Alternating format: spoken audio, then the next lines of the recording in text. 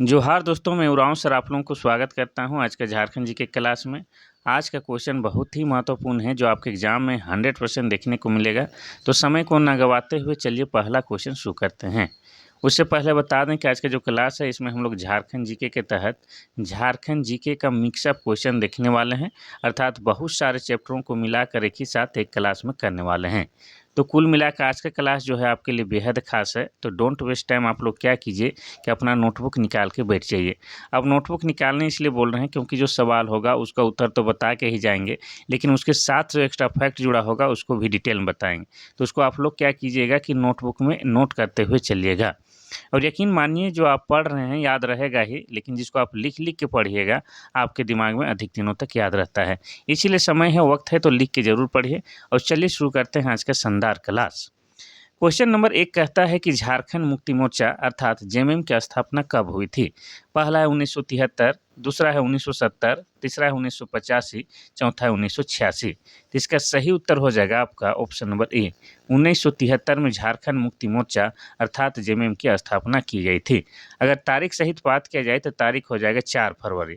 4 फरवरी 1973 को झारखंड मुक्ति मोर्चा अर्थात जेएमएम की स्थापना की गई थी। अब आप लोग जानना चाहिएगा कि किसने की थी, तो आपको बता दें हमारे गुरुजी यानी कि शिबू सोरेन। ठीक है, शिबू सोरेन, इसके अलावा विनोद बिहारी महतो के द्वारा इसकी स्थापना की गई थी। इतना याद रखना है।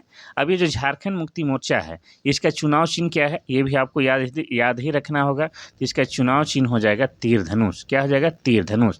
और वर्तमान में जो है झारखंड मुक्ति मोर्चा जो है बहुमत के साथ झारखंड में सरकार बनाई है। और झारखंड मुक्ति मोर्चा से कौन सीएम है झारखंड में, तो आपको बता दें हेमंत सोरेन है। कौन है? हेमंत सोरेन है। और हेमंत सोरेन जो है संस्थापक टीम में जो शामिल है आपके गुरुजी शिबू सोरेन, उसी के सुपुत्र हैं। ये भी आपको याद रखना है। तो ऑप्शन नंबर ए हो जाएगा 1973 में झारखंड मुक्ति मोर्चा की स्थापना हेमंत सोरेन और विनोद बिहारी महतो के द्वारा की गई थी। नेक्स्ट क्वेश्चन देखते हैं हम लोग, क्वेश्चन नंबर 2। क्वेश्चन नंबर 2 कहता है कि झारखंड के तीसरे मुख्यमंत्री कौन थे। पहला है बाबूलाल मरांडी, दूसरा है अर्जुन मुंडा, तीसरा है शिबू सोरेन, चौथा है मधु कोड़ा। तो इसका भी सही उत्तर हो जाएगा आपका option number C, Shibu Soren. Shibu Soren Jharkhand के तीसरे मुख्यमंत्री हैं। पहले नंबर पर कौन है, तो पहले नंबर पर हैं आपके बाबूलाल मरांडी, दूसरे नंबर पर आपके अर्जुन मुंडा हैं और तीसरे नंबर पर शिबू सोरेन हैं। अर्थात झारखंड के तीसरे मुख्यमंत्री शिबू सोरेन हैं। अब आप सभी जानते हैं कि शिबू सोरेन जो है झारखंड के महान व्यक्तित्व हैं और इनका निधन भी हो चुका है। तो इनसे संबंधित क्वेश्चन आपके एग्जाम में 100% पूछेगा। तो चलिए हम बताते हैं शिबू सोरेन के बारे में।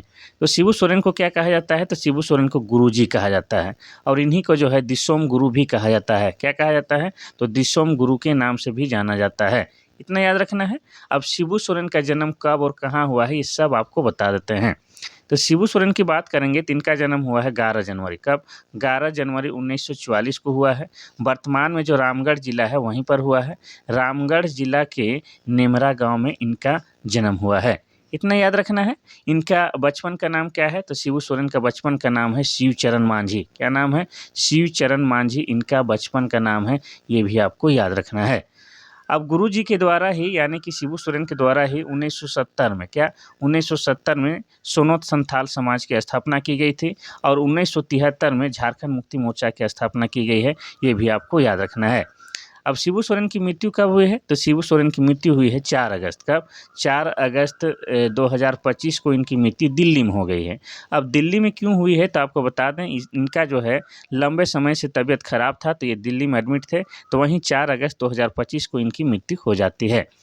अब झारखंड निर्माण में इनका जो है महत्वपूर्ण योगदान रहा है और सामाजिक क्षेत्रों में या सामाजिक कार्यों में भी इनका महत्वपूर्ण योगदान रहा है, जिनके कारण इनके मरणोपरांत इन्हें पद्म भूषण पुरस्कार से सम्मानित किया गया है। कौन सा? तो पद्म भूषण पुरस्कार से सम्मानित किया गया है और ये भारत सरकार का तीसरा सबसे बड़ा पुरस्कार है। ये भी आपको याद रखना है।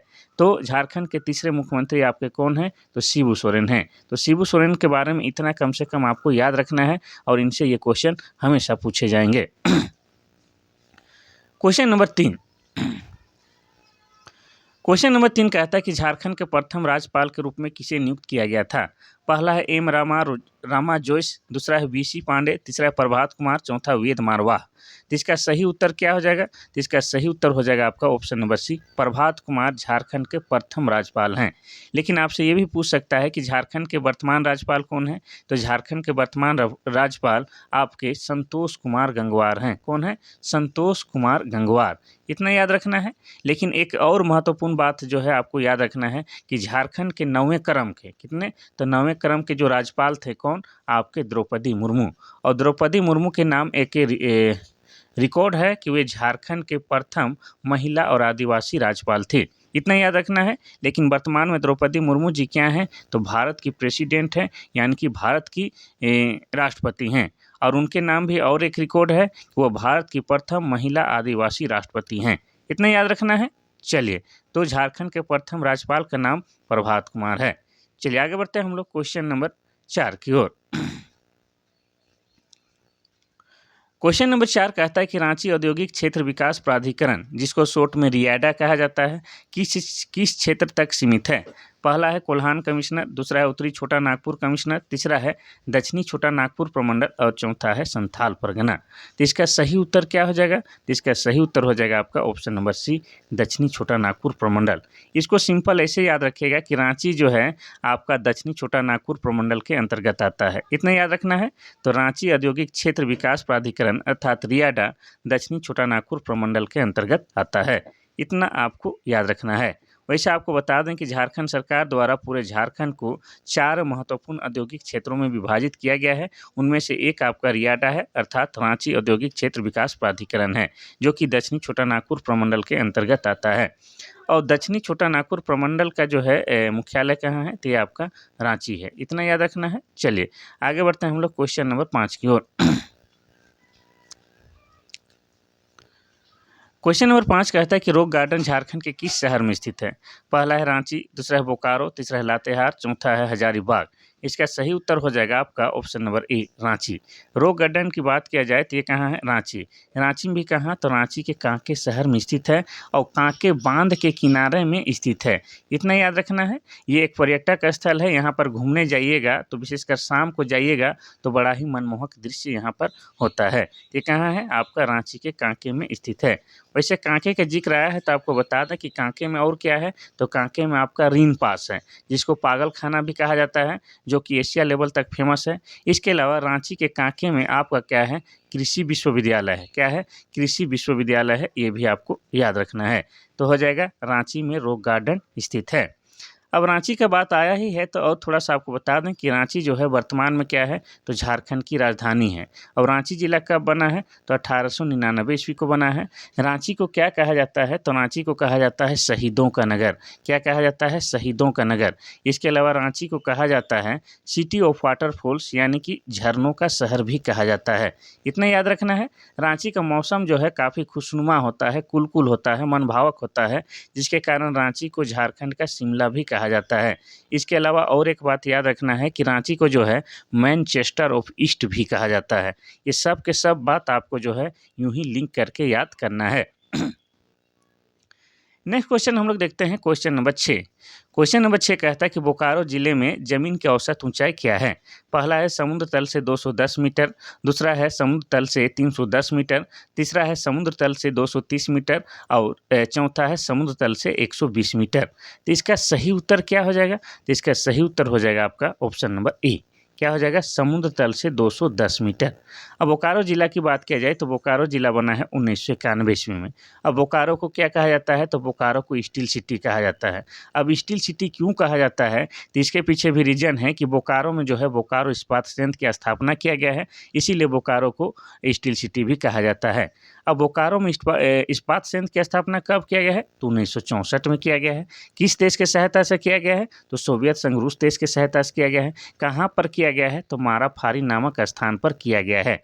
इसीलिए जो है माराफारी को बोकारो का पुराना नाम भी कहा जाता है। इतना याद रखना है। इसके अलावा आपको बता दें कि बोकारो में जो है जवाहरलाल नेहरू जैविक उद्यान है, जो कि झारखंड का सबसे बड़ा प्राणी उद्यान है। ये भी आपको साथ साथ में याद रखना है। तो हो जाएगा बोकारो जिला की औसत ऊंचाई समुद्र तल से लगभग 210 मीटर है। ठीक है, चलिए आगे बढ़ते हैं हम लोग क्वेश्चन नंबर 7 की ओर। क्वेश्चन नंबर 7 कहता है कि चतरा जिले का कुल भौगोलिक क्षेत्रफल कितना है। पहला है 3706 वर्ग किलोमीटर, दूसरा है 1321 वर्ग किलोमीटर, तीसरा है 6723 वर्ग किलोमीटर, चौथा है 3421 वर्ग किलोमीटर। तो इसका सही उत्तर क्या हो जाएगा आपका? ऑप्शन नंबर ए 3706 वर्ग किलोमीटर क्या है? चतरा जिला का कुल भौगोलिक क्षेत्रफल है। इतना आपको याद रखना है। अब चतरा जिला कब बना है? तो ये बना है आपका 1991 ईस्वी में।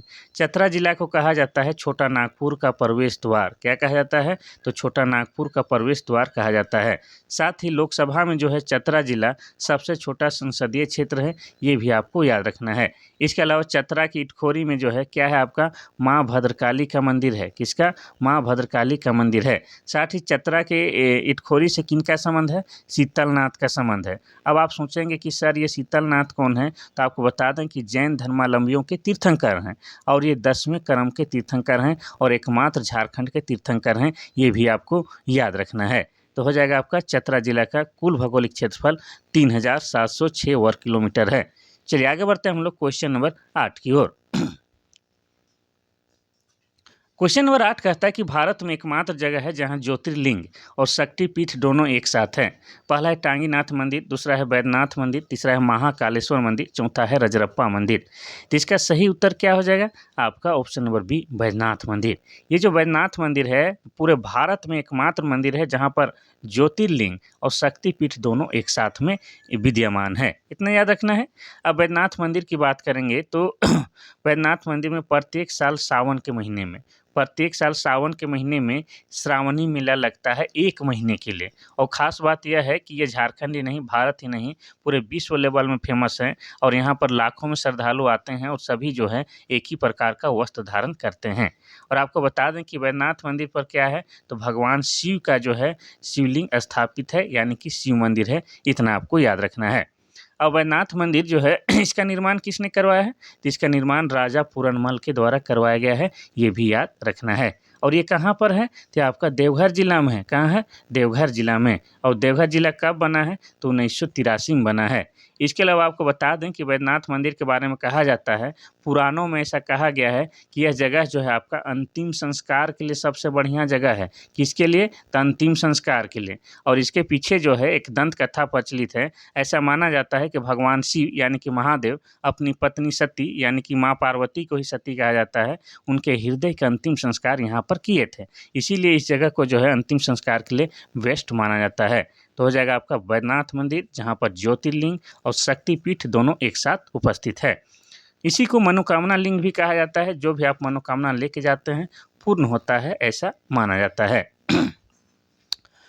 क्वेश्चन नंबर 9 कहता है कि पूर्वी सिंहभूम जिला का गठन कब हुआ? पहला 18 जनवरी 1991, दूसरा है 16 जनवरी 1990, तीसरा है 17 जनवरी 1989, चौथा है 20 जनवरी 1995। तो इसका सही उत्तर हो जाएगा आपका ऑप्शन नंबर बी 16 जनवरी 1990 को पूर्वी सिंहभूम जिला का स्थापना होता है। अब पूर्वी सिंहभूम जिला की बात करेंगे तो इसी में जो है झारखंड का औद्योगिक शहर जमशेदपुर शहर स्थित है। इसके अलावा पूर्वी सिंहभूम में ही आपका क्या है? घाटशिला है, जो कि पूरे झारखंड में जो है तांबा के लिए फेमस है। ये सब चीज़ आपको याद रखना है। तो हो जाएगा आपका पूर्वी सिंहभूम जिला 16 जनवरी 1990 को जिला बना है। और पूर्वी सिंहभूम जिले का मुख्यालय क्या है? तो इसका मुख्यालय आपका जमशेदपुर शहर है। क्या है? जमशेदपुर शहर है। चलिए नेक्स्ट क्वेश्चन देखते हैं हम लोग, क्वेश्चन नंबर 10। क्वेश्चन नंबर 10 कहता है कि गढ़वा जिला का गठन कब हुआ था? पहला 1 अप्रैल 1991, दूसरा है 2 अप्रैल 1992, तीसरा है 3 अप्रैल 1994, चौथा है 6 अप्रैल 1995। इसका उत्तर देने से पहले आपको बता दें कि आपके जो एग्ज़ाम होंगे उसमें जो है एक ना एक क्वेश्चन जो है जिला का स्थापना से संबंधित पूछे ही जाएंगे। तो उसी बहाने से जो है जितना भी हम जिला का स्थापना बताते हैं उसको आप लोग याद कर लीजिएगा। 1 या 2 क्वेश्चन जो है आपका जिला का स्थापना से संबंधित क्वेश्चन पूछे ही जाएंगे।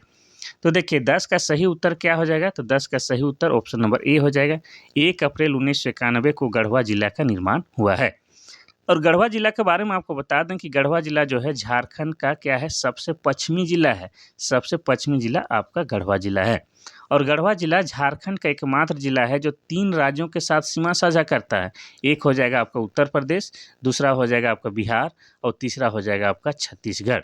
तो 3 राज्यों से सीमा साझा करने वाला झारखंड का एकमात्र जिला आपका गढ़वा जिला है, जो कि झारखंड का पश्चिमी जिला भी है और ये 1 अप्रैल 1991 को अस्तित्व में आया है, यानी कि नया जिला बना है। Question number 11। क्वेश्चन नंबर 11 कहता है कि प्रसिद्ध ग्रैंड ट्रंक रोड, जिसको जीटी रोड भी कहा जाता है, झारखंड के किस जिले से होकर गुजरती है? पहला है गिरिडीह, दूसरा है रांची, तीसरा है धनबाद, चौथा है पूर्वी सिंहभूम। तो इसका सही उत्तर क्या हो जाएगा? तो इसका सही उत्तर ऑप्शन नंबर ए हो जाएगा। ठीक है, ये जो ग्रैंड ट्रंक रोड है इसी को आप लोग सुनिएगा जीटी रोड कहा जाता है। अगर ये जीटी रोड जो है झारखंड के गिरिडीह जिला से होकर गुजरता है, इतना याद रखना है। और भी जिला से होकर गुजरता है, लेकिन दिया गया ऑप्शन में से आपका हो जाएगा गिरिडीह जिला से होकर गुजरता है। अब आपसे ये भी पूछता है कि जीटी रोड का निर्माण किसने करवाया था? तो आपको बता दें, शेर शाह सूरी के द्वारा जीटी रोड का निर्माण कराया गया था, इतना याद रखिएगा। अब गिरिडीह का जिक्र आया है तो आपको बता दें कि गिरिडीह जिला बना है आपका कब? तो 4 दिसंबर 1972 को गिरिडीह जिला बना है। और गिरिडीह जिला में ही झारखंड का सबसे ऊंचा पर्वत श्रृंखला पारसनाथ पहाड़ी है। क्या है? पारसनाथ पहाड़ी है, जिसका दूसरा नाम क्या है? तो दूसरा नाम समेर शिखर है। ये सब बात आपको याद रखना है, एग्जाम पास करना है तो याद रखना ही होगा। नेक्स्ट क्वेश्चन कहता है, क्वेश्चन नंबर 12, कि झारखंड का गोड्डा जिला कहाँ स्थित है? पहला उत्तर पूर्व में, दूसरा है दक्षिण पूर्व, तीसरा है उत्तर पश्चिम, चौथा है दक्षिण उत्तर। तो इसका सही उत्तर क्या हो जाएगा? तो इसका सही उत्तर हो जाएगा आपका ऑप्शन नंबर ए। क्या हो जाएगा? Option number A. झारखंड के उत्तर पूर्व में आपका क्या है? गोड्डा जिला स्थित है, इतना याद रखना है। और ये जो गोड्डा जिला है ये भी जिला बना है आपका 1983 ईस्वी को, इतना आपको याद रखना है। और यह जो है आपका संथाल परगना प्रमंडल के अंतर्गत आता है। कौन सा? तो संथाल परगना प्रमंडल के अंतर्गत आता है आपका गोड्डा जिला। ठीक है, चलिए भाई साहब आगे बढ़िए हम लोग क्वेश्चन नंबर 13 की ओर। क्वेश्चन नंबर 13 कहता है कि गुमला जिला किस जिले से बना है? पहला है रांची, दूसरा हजारीबाग, तीसरा लोहरदगा, चौथा है धनबाद। इसमें कोई डाउट नहीं है, कोई संदेह नहीं है कि हमारा गुमला जिला जो है रांची जिला से अलग करके बनाया गया है। कब? तो 1983 ईस्वी में बनाया गया है। अब गुमला जिला का बात आया है तो आपको बता दें कि गुमला जिला में जो है कितने अनुमंडल हैं? तो 3 अनुमंडल हैं, ये भी आपको याद रखना है। ठीक है, बस आप लोगों को कमेंट करना है कि गुमला जिला में जो है कितने प्रखंड है, इसको आप लोग कमेंट करके बताइएगा। और गुमला जिला में बहुत कुछ है, जैसे आपको बता दें कि गुमला जिला में ही आपका क्या है? टांगी नाथ मंदिर है। क्या है? टांगी नाथ मंदिर है। इसके अलावा महामाया मंदिर कहाँ है? तो महामाया मंदिर भी आपका गुमला जिला में है। इसके अलावा आपको बता दें कि आंजन धाम कहाँ है? तो आंजन धाम भी आपका गुमला जिला में है। इसके अलावा वासुकी नाथ मंदिर कहाँ है? तो ये भी वासुदेव राय मंदिर कहाँ है? तो ये भी आपका गुमला जिला में है। इसके अलावा नागफेनी जलप्रपात कहाँ है? तो ये भी आपका गुमला जिला में है। तो गुमला जिला बहुत सारे कारणों से जो है फेमस है, ये भी आपको याद रखना है। ठीक है, चलिए तो ऑप्शन नंबर ए, रांची जिला से अलग करके गुमला जिला का निर्माण किया गया है। Question number 14। क्वेश्चन नंबर 14 कहता है कि प्रसिद्ध गांधी मेला झारखंड के किस जिला में लगता है? पहला है बोकारो, दूसरा है पलामू, तीसरा है सिमडेगा, चौथा है रांची। तो इसका सही उत्तर क्या हो जाएगा? तो इसका सही उत्तर हो जाएगा आपका ऑप्शन नंबर सी, सिमडेगा जिला में प्रसिद्ध गांधी मेला लगता है, इतना आपको याद रखना है। अब सिमडेगा की बात हुआ है तो बता दें सिमडेगा जिला 2001 ईस्वी में बना है। किससे अलग करके? तो गुमला जिला से अलग करके सिमडेगा जिला का निर्माण किया गया है। अब गुमला जिला सिमडेगा जिला में ही आपका क्या है? तो सिमडेगा जिला में ही आपका राम रेखा धाम है। क्या है? राम रेखा धाम। और राम रेखा धाम में ही आपका क्या लगता है? तो राम रेखा मेला भी लगता है। तो सिमडेगा डेगी जन कोले बीरा हो डेरा, तो हो जाएगा आपका सिमडेगा, ये हो जाएगा। क्वेश्चन नंबर 15 कहता है कि कौन सा stadium house of Jharkhand cricket team है? पहला है टाटा स्पोर्ट्स कॉम्प्लेक्स, दूसरा है बिरसा मुंडा स्टेडियम, तीसरा है कीनन स्टेडियम, चौथा है JSCA क्रिकेट स्टेडियम। यानी कि कह रहा है कि झारखंड का जो है होम ग्राउंड वाला स्टेडियम कौन सा है? तो इसका सही उत्तर हो जाएगा आपका option number D, JSCA cricket stadium, यानी कि Jharkhand state cricket association stadium जो है आपका रांची वाला हो जाएगा। ये कहाँ है? तो आपका रांची में है। और रांची में भी कहाँ? तो रांची के धुरवा में है। क्या है? रांची के धुरवा में। और यहीं पर जो है कल यानी कि 10 तारीख से जो है क्या है? तो झारखंड IPL शुरू हो चुका है। क्या है? झारखंड प्रीमियर लीग जो है यहाँ पर शुरू हो चुका है।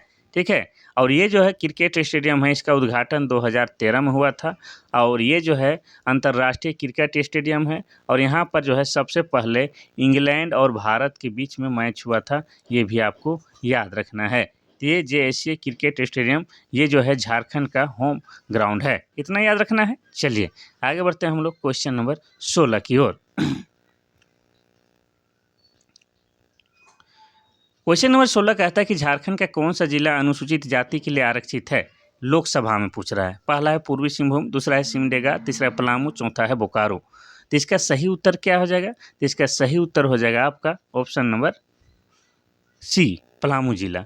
पलामू जिला जो है अनुसूचित जाति के लिए अर्थात एसी के लिए आरक्षित है, इतना याद रखना है। किस में बात हो रहा है, तो लोकसभा में जो है आपका झारखंड के एक जिला पलामू जो है अनुसूचित जाति अर्थात एसी के लिए आरक्षित है, इतना याद रखना है। अब पलामू का जिक्र आया तो आपको बता दें कि पलामू जिला कब बना है, तो 1892 ईस्वी में। और पलामू में जो है मक्का का उत्पादन सबसे अधिक होता है, जो कि मक्का क्या है, तो धान के बाद झारखंड का दूसरा प्रमुख फसल है। इसके अलावा जौ का भी उत्पादन पलामू में सबसे अधिक होता है। इसके अलावा तिलहन का भी उत्पादन पलामू में सबसे अधिक होता है। इसके अलावा दलहन का भी उत्पादन पलामू में सबसे अधिक होता है। इसके अलावा ग्रेफाइट रिजर्व में भी सबसे आगे आपका पलामू जिला है। पूरे झारखंड की ये बात हो रही है। चलिए आगे बढ़ते हैं हम लोग क्वेश्चन नंबर 17 की ओर। क्वेश्चन नंबर 17 कहता है कि निम्नलिखित में से कौन सा जनजातियों के लिए विशेष केंद्रीय सहायता का स्थापना का उद्देश्य है। पहला है राजनीति जागरूकता में वृद्धि, दूसरा है सामाजिक आर्थिक विकास को बढ़ाएं, तीसरा है धार्मिक शिक्षाओं में सुधार करें और चौथा इनमें से सभी। तो इसका सही उत्तर क्या हो जाएगा, तो इसका सही उत्तर हो जाएगा आपका ऑप्शन नंबर बी, सामाजिक आर्थिक विकास को बढ़ाएं। ठीक है, तो इनमें से जो है जनजातियों के लिए जो है विशेष केंद्रीय सहायता स्थापना का उद्देश्य क्या है कि उनमें जो है सामाजिक और आर्थिक विकास हो। चलिए क्वेश्चन नंबर 18 कहता है कि झारखंड में कितने केंद्रीय विश्वविद्यालय हैं। पहला है 1, दूसरा है 2, तीसरा है 3, चौथा है 4। तो इसमें सही उत्तर हो जाएगा आपका ऑप्शन नंबर ए। झारखंड में एकमात्र केंद्रीय विश्वविद्यालय यानी कि सेंट्रल यूनिवर्सिटी है और ये कहाँ पर है, तो ये आपका कुछ दिन पहले जो है आपका बॉम्बे में था, लेकिन वर्तमान में जो है इसका लोकेशन बदल गया है और ये आपका मनातू में शिफ्ट हो गया है। मनातू कहाँ, तो कांके के मनातू में ये शिफ्ट हो गया है आपका केंद्रीय विश्वविद्यालय। अब आप ये भी जानना चाहिएगा कि सर ये जो केंद्रीय विश्वविद्यालय है एकमात्र जो झारखंड का है, इसकी स्थापना कब हुई है, तो इसकी स्थापना 2009 ईस्वी में की गई है, इतना याद रखना है। चलिए कहाँ है, कांके मनातू में है।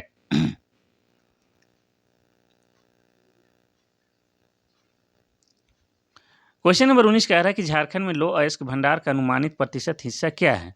पहला है 22%, दूसरा है 25.7%, तीसरा है 35%, चौथा है 40%।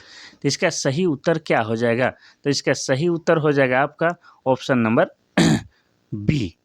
इसी को जो है 25.7 है, इसी को लगभग 26% माना जाता है। तो झारखंड में लौह अयस्क का भंडार लगभग कितना है, तो लगभग 26% के आसपास है, इतना आपको याद रखना है। लेकिन एग्जैक्ट आंकड़ा यहाँ पर लिखा गया है 25.7। और लौह अयस्क के लिए जो है झारखंड में एक जगह है कौन सा, चिनिया नामक स्थान, और ये चिनिया नामक स्थान जो है आपका पश्चिमी सिंहभूम में है, जो कि लौह अयस्क के लिए फेमस है, इतना याद रखना है। चलिए आगे बढ़ते हैं हम लोग क्वेश्चन नंबर 20 की ओर।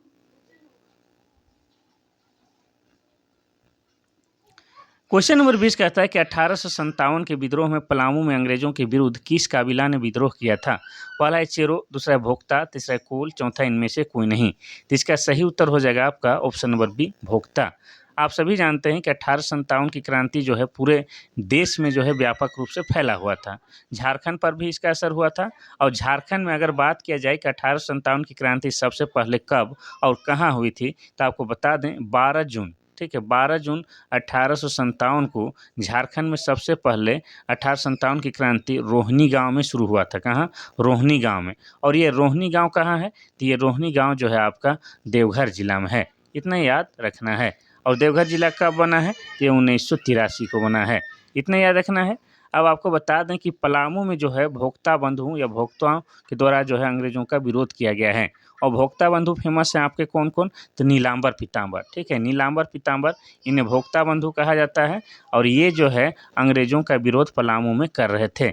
इन्हीं को जो है बाद में जो है फांसी दे दी जाती है कहाँ पर, तो लेस्लीगंज में। कहाँ, लेस्लीगंज में इन्हीं को फांसी दे दी जाती है। और लेस्लीगंज कहाँ है, तो आपका पलामू में है। और पलामू के लेस्लीगंज में आम के पेड़ पर लटका कर 1859 में भोक्ता बंधु नीलांबर पीताम्बर को फांसी दे दी जाती है, क्योंकि वे लोग जो है पलामू में अंग्रेजों का विरोध कर रहे थे। कब, तो 1857 की क्रांति के समय। इतना याद रखना है। चलिए आगे बढ़ते हैं हम लोग क्वेश्चन नंबर 21 की ओर। क्वेश्चन नंबर 21 कहता है कि झारखंड के छोटा नागपुर क्षेत्र में लोकगीत का ज्ञात संगीत क्या है। पहला है डोमकच, झूमर, डंडई-धारा, दूसरा है विवाह अंगनई, तीसरा है ए और बी दोनों, चौथा इनमें से कोई नहीं। तो इसका सही उत्तर हो जाएगा आपका ऑप्शन नंबर सी, ए और बी दोनों। झारखंड में डोमकच भी खेला जाता है, झूमर, डंडई-धारा, विवाह अंगनई, ये सभी प्रकार के जो है लोक नृत्य हैं और क्या है, झारखंड के प्रचलित लोक नृत्य हैं। इतना आपको याद रखना है।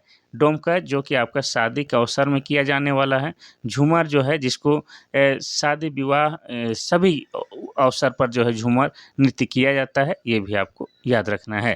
तो डोमकच, झूमर, डंडई-धारा, विवाह अंगनई, ये सभी के सभी जो है झारखंड अर्थात छोटा नागपुर के प्रसिद्ध लोकगीत हैं। ठीक है, तो ऑप्शन नंबर सी जो है आपका सही हो जाएगा। क्वेश्चन नंबर 22 कहता है कि झारखंड में शुष्क क्षेत्र में खेती मुख्य रूप से है। पहला है सूखी भूमि की खेती, दूसरा है बाढ़ के पानी से सिंचाई, तीसरा है नहर सिंचाई, चौथा इनमें से कोई नहीं। तो इसका सही उत्तर क्या हो जाएगा, तो इसका सही उत्तर हो जाएगा आपका option number A.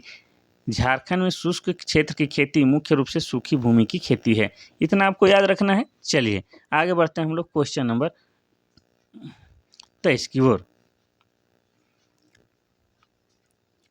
Question number 23 कहता है कि झारखंड के आदिवासी गांव में होकर का क्या काम है।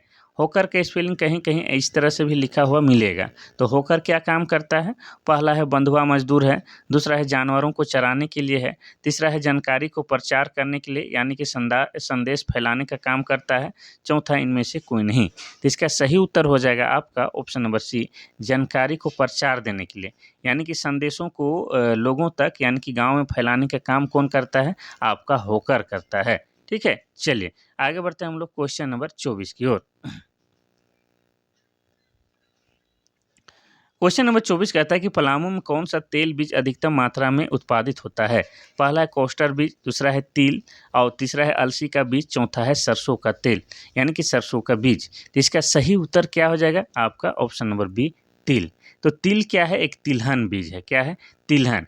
तिल से ही क्या है, तेल प्राप्त किया जाता है। और आप सभी जानते हैं कि हमारा जो पलामू जिला है तिलहन के उत्पादन में भी पूरे झारखंड में सबसे आगे है। इसके अलावा दलहन के उत्पादन में भी सबसे आगे है। इसके अलावा मक्का के उत्पादन में भी सबसे अधिक आगे है और आपका जौ के उत्पादन में भी सबसे आगे है। साथ ही ग्रेफाइट के रिजर्व में भी पलामू जिला सबसे आगे है। तो पलामू में जो है तिलहन का उत्पादन सबसे अधिक होता है, उसमें विशेषकर तिल का बीज जो है सबसे अधिक उत्पादित किया जाता है। ये सब बात आपको याद रखना है। क्वेश्चन नंबर 25 कहता है कि एकीकृत जनजातीय विकास परियोजना को क्या कहा जाता है। पहला है मेसो प्रोजेक्ट, दूसरा है जनजातीय उप परियोजना, तीसरा है ग्रामीण एकीकरण परियोजना, चौथा है इनमें से कोई नहीं। तो इसका सही उत्तर हो जाएगा आपका ऑप्शन नंबर ए, एकीकृत जनजातीय विकास परियोजना को मेसो प्रोजेक्ट कहा जाता है। ठीक है, चलिए आगे बढ़ते हैं हम लोग क्वेश्चन नंबर 26 की ओर। क्वेश्चन नंबर 26 कहता है कि औंधी गीत किस अवसर पर गाया जाता है। पहला है बच्चों के जन्म, दूसरा है शादी, तीसरा है धान बुनाई, चौथा है फगुआ। तो इसका सही उत्तर क्या हो जाएगा, तो सही उत्तर हो जाएगा आपका ऑप्शन नंबर बी, शादी के समय जो है विशेषकर मुंडा जनजाति में। किसमें, तो मुंडा जनजाति में औंधी गीत गाया जाता है शादी के अवसर में।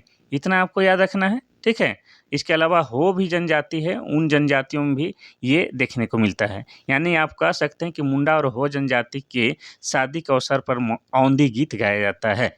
इतना आपको याद रखना है। और शादी के अवसर पर कौन सा गीत गाया जाता है, तो डोमकच भी गाया जाता है। कौन सा, तो डोमकच गीत भी गाया जाता है।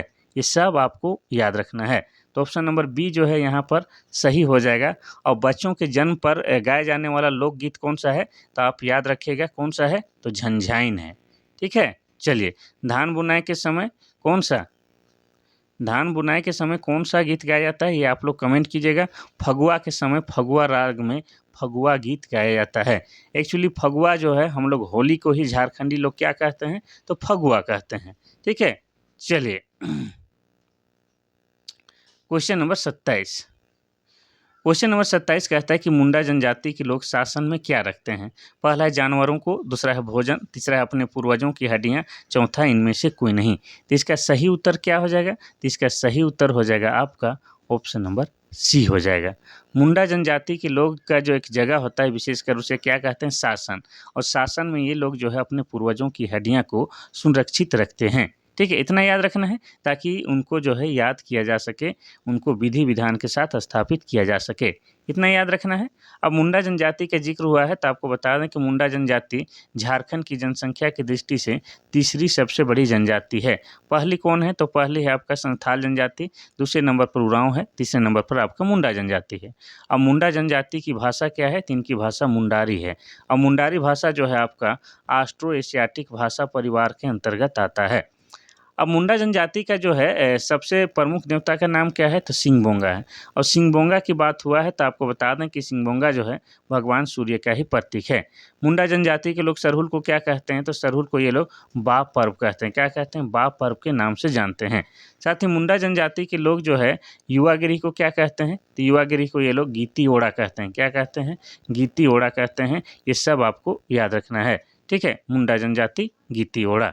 चलिए, तो मुंडा जनजाति का बात जब भी आएगा तो इतना कम से कम आपको याद रखना है, क्योंकि मुंडा जनजाति भी झारखंड की प्रमुख जनजाति है और इनसे संबंधित क्वेश्चन हमेशा पूछा ही जाता है। चलिए आगे देखते हैं हम लोग क्वेश्चन नंबर 28। क्वेश्चन नंबर 28 कहता है कि कोल विद्रोह के नेतृत्व किसने किया था? पहला है भागीरथ मांझी, दूसरा है जतरा भगत, तीसरा है बुधू भगत, चौथा है गंगा नारायण। तो इसका सही उत्तर हो जाएगा आपका ऑप्शन नंबर सी, बुधू भगत के द्वारा कोल विद्रोह का नेतृत्व किया गया था। अब ये कोल विद्रोह हुआ कब था? तो आपको बता दें कि कोल विद्रोह हुआ था आपका 1831-32 में। कब? 1831-32 में, जिसका नेतृत्व बुधू भगत के द्वारा किया गया था। अब बुधू भगत का जन्म कब और कहाँ हुआ है ये भी पूछा जाता है। तो बुधू भगत का जन्म 1792 ईस्वी में हुआ है। कब? 1792 ईस्वी में हुआ है। कहाँ हुआ है? तो इनका जन्म अगर जिला की बात आएगा तो ये रांची जिला में इनका जन्म हुआ है। प्रखंड की बात आएगा तो आपको बता दें इनका जन्म चान्हो प्रखंड में हुआ है। मोस्ट इंपॉर्टेंट कि बुधू भगत का गांव का नाम पूछा जाता है तो बुधू भगत के गांव का नाम है सीला गाय। क्या नाम है? सीला गाय नाम है, ये भी आपको याद रखना है। और बुधू भगत पर जो है अंग्रेजों के द्वारा 1000 रुपये का जो है नगद इनाम रखा गया था। ये सब बात आपको याद रखना है। और बुधू भगत जो है उरांव समुदाय से आते हैं। कौन सा? तो उरांव समुदाय से आते हैं, ये भी आपको याद रखना है। तो हो जाएगा आपका बुधू भगत। चलिए आगे बढ़ते हैं हम लोग क्वेश्चन नंबर 29 की ओर। क्वेश्चन नंबर 29 कहता है कि टिस्को कंपनी के खानों को किससे लौह अयस्क की आपूर्ति प्राप्त होती है? पहला है बाबा बुदन, दूसरा है नोवा मुंडी, तीसरा है बेला डेला, चौथा है क्योंझर। तो इसका सही उत्तर क्या हो जाएगा? तो इसका सही उत्तर हो जाएगा आपका ऑप्शन नंबर बी, नोवा मुंडी से। आप जानते हैं कि टिस्को कंपनी कहाँ है? तो आपका जमशेदपुर शहर में। कहाँ है? जमशेदपुर शहर में है। और जिला बोला जाएगा तो आपका पूर्वी सिंहभूम जिला में। कहाँ है? तो आपका पूर्वी सिंहभूम जिला में है। और टिस्को कंपनी का स्थापना जमशेदपुर में कब हुआ है? तो 1907 में जमशेदजी नसरवांजी टाटा के द्वारा किया गया है। इतना याद रखना है। और उसमें जो है लौह अयस्क की आपूर्ति कहाँ से होता है? तो नोवा मुंडी से होता है। ये आपको क्लियर करके चलना होगा। टिस्को कंपनी में लौह अयस्क नोवा मुंडी से मिलता है। चलिए आगे बढ़ते हैं हम लोग क्वेश्चन नंबर 30 की ओर और आज का आखिरी क्वेश्चन की ओर। क्वेश्चन नंबर 30 कहता है कि उरांव जनजाति के प्रमुख देवता कौन है? पहला है सिंहबोंगा, दूसरा है धर्मेश, तीसरा है बूढ़ा बाबा, चौथा है परसापेन। तो इसका सही उत्तर क्या हो जाएगा? तो ऑप्शन नंबर आपका बी हो जाएगा, धर्मेश।